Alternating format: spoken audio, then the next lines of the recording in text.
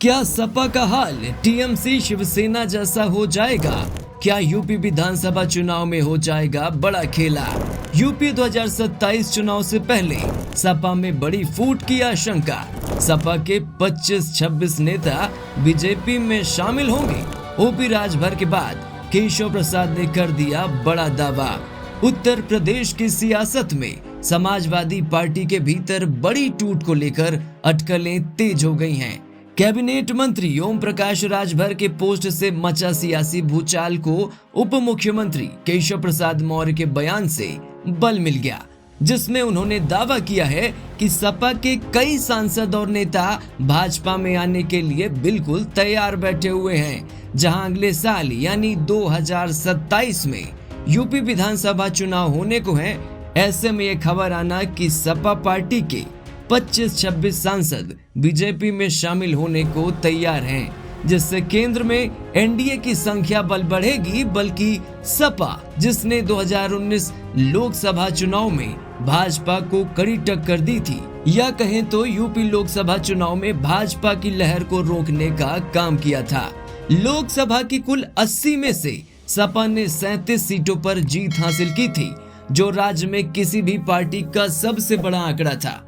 अब अगर सपा के 25 सांसद कम हो जाते हैं वो आगामी विधानसभा चुनाव से पहले, तो ये कहना लाजमी है कि सपा का मजबूत किला ढहने की कगार पर है।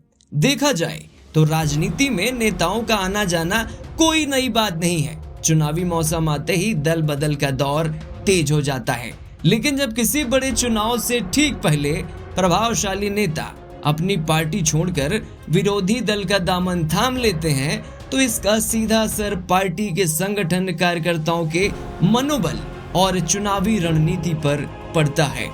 हाल ही में हुए बंगाल विधानसभा चुनाव को आपने देखा ही होगा कि कैसे इस दल बदल और बीजेपी की अथक प्रयास से वहां दीदी की सत्ता पलट गई। बंगाल की शर्मनाक हार के बाद भी यह सिलसिला फिर नहीं रुका। कुछ ही दिनों पहले ममता बनर्जी की टीएमसी से 20-21 सांसदों ने पार्टी को छोड़ दिया। ये सभी सांसद दीदी के सबसे खास माने जाते थे। दीदी को सबसे बड़ा झटका तो तब लगा जब उनकी परछाई और टीएमसी युवा पार्टी के अध्यक्ष सायोनी घोष ने भी पार्टी से अलविदा कह दिया और दिल्ली में जाकर एनसीपीआई का दामन थाम लिया।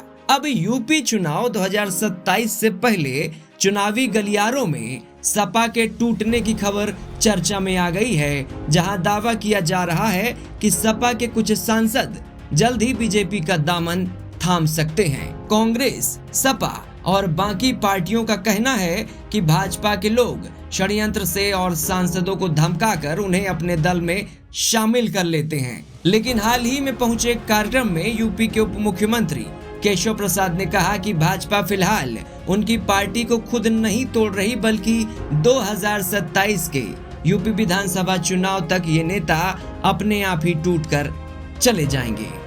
भारतीय जनता पार्टी का एक एक कार्यकर्ता इस बात की शपथ लेता है कि हमारे लिए पहले देश है, फिर दल है, फिर व्यक्ति है। लेकिन विरोधियों के विचारधारा अलग है, पहले वही सब कुछ है। देखा जाए तो यह खबर तब वायरल हुई जब राज्य सरकार के मंत्री ओम प्रकाश राजभर ने सोशल मीडिया पोस्ट किया, जिसमें उन्होंने लिखा कि समाजवादी पार्टी में बड़ी टूट होगी और दावा किया कि राम गोपाल यादव ने केंद्रीय गृह मंत्री अमित शाह को चिट्ठी सौंपी है।